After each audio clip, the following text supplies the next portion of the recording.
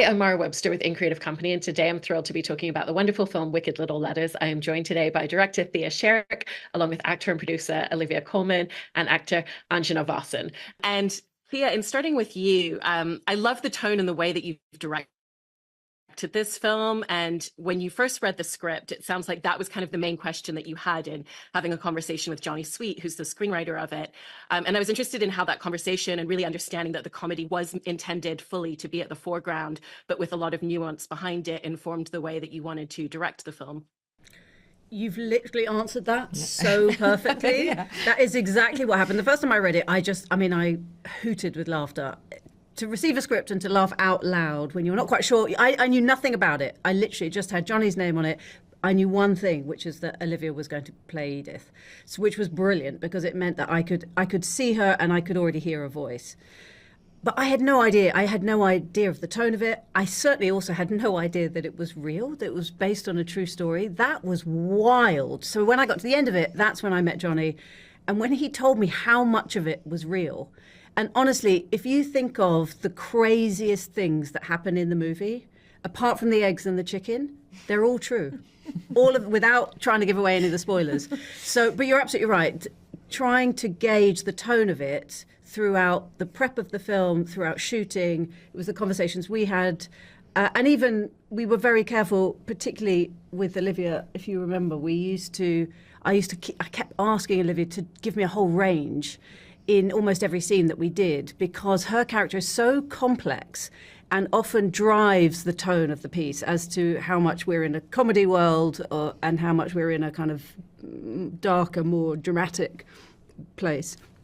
So that was the main challenge, was to be able to make sure that when it came to the editing, we could again find the right balance of the tone of the piece as a whole, and make sure that it was always a comedy. I'd forgotten that. Yeah, but do you remember I used to come in and say, okay, now can we do it totally? As if you had no cares in the world. Yes, exactly. Yeah. And so I've got all of these very, very different takes. Because you could cut together an entirely different film. Which I have, which is what we did as we went through it. You cut it a million different ways to try to gauge exactly that. God, and it means that all the characters come out feeling potentially your relationship as an audience to them is completely different. I mean, I want to see this extended Thea Sharrock Director's cut. Yeah. Actually, the director's cut is the version that's out in cinemas. That's good news. So that's good. Sorry, Mara. This happens. You have to be really... It's like herding cats. I love it. You have to be forceful with this. Enough. Well, coming to you, Olivia, I was interested in playing Edith, if you saw her as being someone who felt quite lonely and isolated in the world, because she's very much cocooned within the home, within her father. And there's almost something quite infantile about the way that she acts and the way that she exists because of that. Yes, exactly right. Yeah. God, where were you when I was doing press for this? You're so good. Also, can we just have a moment for your nails? Please do that. Thank you. They're amazing. Look at that. Oh, and they're spotty too. Brilliant. Got nothing on my nose. Nothing. Everyone hide their nails. You win that one too. She knows all the answers and she's got the Mara. best. Oh, Mara, where have you been? What are we doing here?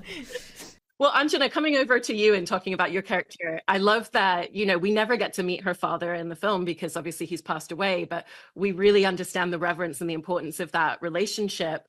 And I was interested in kind of how that shaped a lot of your character's narrative arc, because she kind of is starting off in the police force and gradually kind of coming to this realization of, everything that my dad told me isn't going to be true for my journey. So I really have to chart my own path. Yes, exactly that. Again, 10-10. Question and answers there. I think, she comes into it with such an idealized version of what she's going to do and wanting to do the right thing because of her dad. And then she realizes, obviously, there's a tension between wanting to do the right thing and the uniform and what it represents, and mostly the system of men around her that's not allowing her to do the right thing. So actually doing the right thing is not easy in this situation. So I think that's where the tension is. And what I love about the film, again, not wanting to give too much away, is that she has to rely on other people and specifically other women to sort of help her through that, so that she's not alone in her journey of like trying to find out what's true, and to help Rose Gooding, who she believes didn't do it. And there is now a plaque to Gladys, isn't there, in Littlehampton? Yeah, I mean, she was the first woman police officer in Sussex, and I think to imagine someone going through something like that for the first time, like a job like that for the first time, and not having anything to really compare it to, like being a woman in that police force. You know, and women in the workforce was still quite a new thing, especially in like public-facing positions. So her having to navigate that would have been really strange. And as it says in the film, funny little things like you were not allowed to get married and not allowed to have children, which, you know, in today's society, you just think that is wild. Yeah, so I think she got into it because she was dedicated to like doing the right thing and helping the community. So, you know, it's a sacrifice to do a job like that, you know, and I think she took it very seriously. Absolutely. And Thea, one of the things I love in how you've directed the film is the way that you've kind of created two different visual languages for each of your main characters. So with Edith, we see kind of like less camera movement. And then with Rose, you've kind of opened it up a little bit more. And I was interested in kind of how you came up with that determination and then the way that you kind of in scenes together created a combined visual language for them. Honestly, again. She studied the camera movements. You were saying that. I was going, you didn't even know that, did not you? At all. Yeah. No.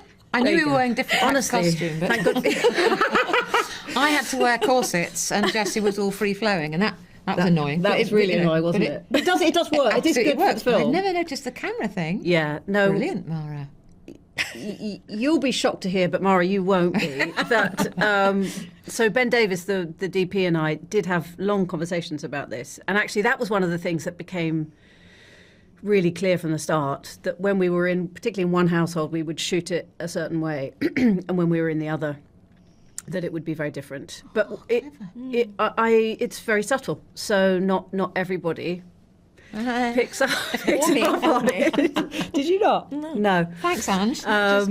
Just two of us going. But it's all of these things, whether it's the look, the aesthetics, the costumes, the hair and makeup, all of these worlds. You know, firstly, the best thing is when you get a group of people, all the HODs who want to work together, and so that we're all on the same page. And with this one, we started quite early, so I had a lot of those discussions with all of my my team. And because you need them all to be saying the same thing, essentially. All credit to you too. Sometimes it was noticeable that every department felt seen and appreciated, and everyone would follow you into battle because you did make everybody feel great. Well, that's very nice. Not at all. Good. Right. Olivia, in talking a little bit more about Edith, you know, there's something quite tragic about watching this burgeoning friendship that she has with Rose and then to watch it disintegrate and fall apart. And what did you kind of think that it meant to Edith to have someone like Rose in her life for that brief period of friendship? Because Rose is someone who sees her so fully for the first time and accepts every single part of who she is. Yeah, exactly. And you find out when they have their beautiful little walk along the beach that Rose has experienced similar and had the courage to leave, which was very unusual at the time, and it still is difficult and unusual for any woman to leave a controlling situation. But back then, in particular, without finance, which also happens now, but there was no agency. You either left your father's house, went to your husband's house, and unless you came from a wealthy family where you could live independently or have a further education or possibly, I don't know, have some sort of a job. I mean, that's actually that negates everything I've just said because Gladys had her own job. But that's why she stood out. Yeah, she stood, and I suppose came and was from the first. Yeah. Okay, but yeah, something about Jessie or Rose seeing Edith, and Edith is thrilled by this, and I think sort of worships Rose and wishes she could escape, but the power that her father holds over her is so great, and you see that behind closed doors. And as you know, you said earlier that it's infantile in a way, the way she behaves. But you can see the moment he's angry, she reverts to childlike to try to calm him down, to try to not make him angry. And I sort of wish Rose had come along 10 years earlier, and maybe they could have. I think in a parallel universe, they're like the best of friends. Yeah, I think that's what makes it heartbreaking. I think they end up. I can see what happens afterwards, without question. After prison, she comes out. They're great mates. Don't say that I said that. Yes. Who's in prison? Jessie. Jessie. Yes, Jessie. Thea. Yeah. Over to Thea. My lovely PR Celine is going. Where everyone in the room is just, it's head in hands over here, isn't it? Yeah. Anyway. Sorry, I woke up at 3 a.m. Yeah. Yeah. It's not the ending, it's how we get there. Yes, there you go. It's the journey, isn't it? Yeah. Yeah. It's the journey of hope. Yeah, this isn't live, is it? Okay. Well, Anjana, one of my favorite scenes with Gladys is just watching the way that she kind of is practicing self-confidence, practicing introducing herself before knocking on the door. And I love the way that you've kind of calibrated through your performance throughout just this gradual growth for her. And so how did you set about the way that you wanted to instill more and more self-confidence as the film progressed? Oh, thank you. Well, what you were saying earlier reminded me about a conversation we had about wanting Gladys's hat to be just a bit too big, because they wouldn't really have had the right outfit sorted out for the women yet. So this hat will do, put it on, there you go, do your job. So I think I wanted her to feel just almost like standing up too straight to try and demonstrate that she's capable, and everything is almost like trying to demonstrate goodness and rightness all the time, and then she sort of relaxes into it by the end of the film. And I felt like for her, I just wanted the physical language to give the clue. So I'm glad you picked that out, because that was something I wanted to try and do slowly throughout the film, to sort of show her just kind of coming into her own, and then relying more on her own intellect and strength, to sort of do her job. And I love that actually when she's out of uniform, you start to see a different side to Gladys. So in some way, I think the uniform was also holding her back a little bit. Do you remember? I just remembered the fitting. Yes, which was it was just hilarious. Yeah. I came with Ange to it, and of course we could see how the costume was going to fit the actual uniform. But then when we got the hats out, the costume department had got the smallest hat you could possibly get, and it was still so huge. Was enormous, but we loved it for that. Yeah, and in that moment we realised that because of course there weren't any that had been made for women at the time. That's the point. And the skirt is unflatteringly long, because they did. So it's all it has to feel like just too much, And I think by the end of the film, you sort of see her and not just a woman in a uniform, which I think is nice. Yeah, there's such great details in. And Olivia, in talking openly about some of the spoilers in the film, I wanted to talk about Edith's relationship that she has with herself, because when we discover that she is the one that's been writing these letters, she's Mara also writing. Mara said that. You gave that away. You're not in trouble. It's all good. Okay. But in the fact that she's writing these letters to herself, it kind of feels like she's exerting feelings in her relationship that she has with herself, and some aspects of self-hatred. And I was interested in kind of what you thought about that relationship that she has with herself in that way. Absolutely, that's what it is. Self-hatred and a lack of power. So, I know that everyone's made this, and it is an obvious connection, trolling and the poison pen letters. There's some sort of power can be asserted anonymously when she's writing it to herself, that's one thing, but writing it to other people as well is cruel, and allowing Rose to be pointed at, for it is unbelievably cruel. But it's a tiny bit of power that she does not have. She lives entirely powerlessly in her father's house, and it is hatred for the fact that she can't break free, hatred for the loss of the person she could be. It talks about how she was bright at school, and if only she could have carried on.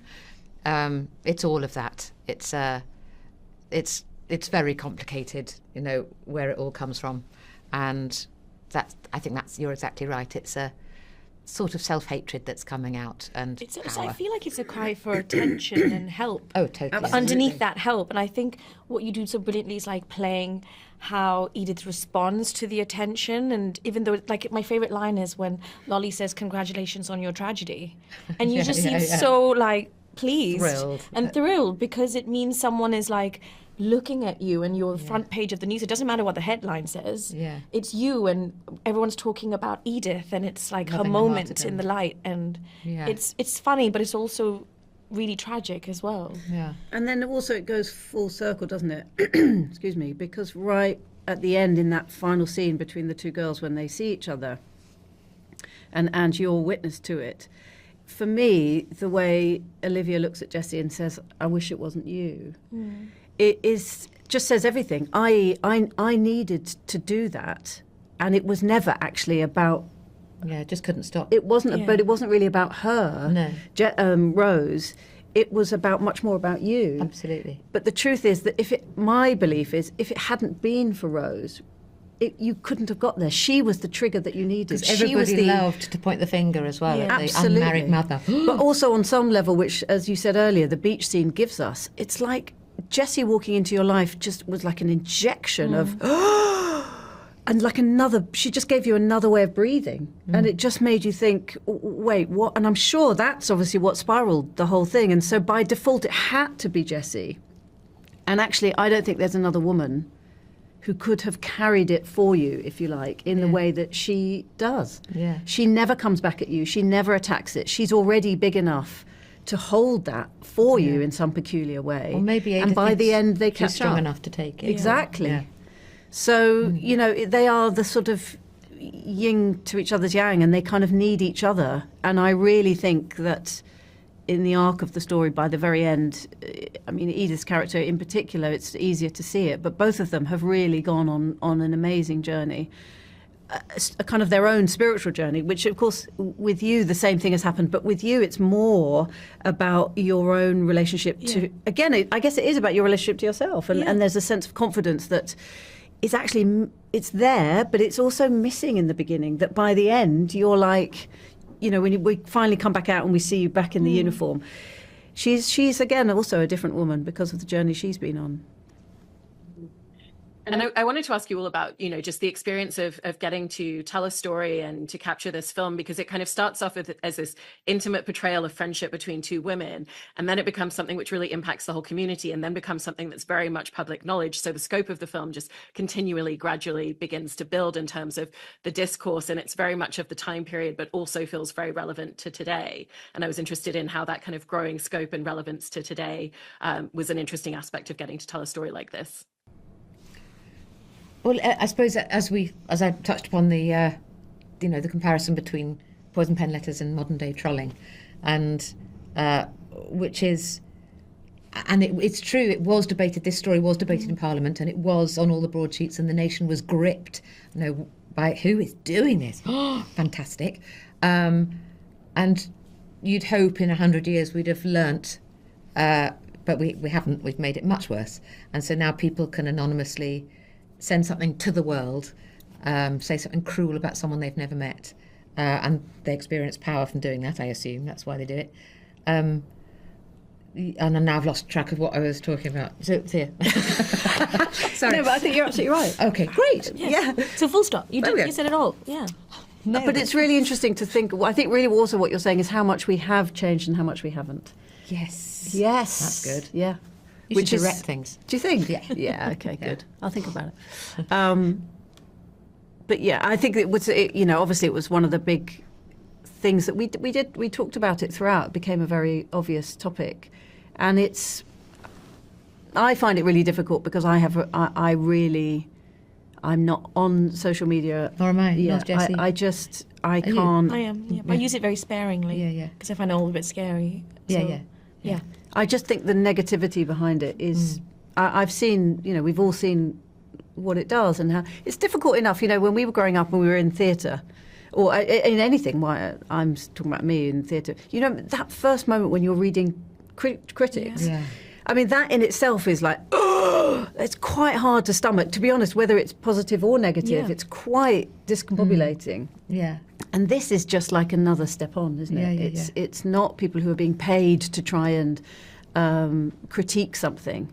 They're able to just publicly say whatever they like. And I'm not sure about how... I hold with the old adage, if you can't say anything nice, don't say anything at all. And I think everyone should learn that as a mantra when they're young. And also, I'd love to suggest to our beautiful young people, step away from social media. You might be a happier person. Yeah. And there's more freedom in it. I just think it's sad that all our young people can't make mistakes, quietly. Yeah. It's all... It's all there. You can't delete and move on. Yeah. Well, it's a fantastic film, and I really loved it. So thank you so much for taking the time to do Thanks, it. Mara. And Mara, we're going you've to been copy amazing. everything Thank you've you. said in our next interviews.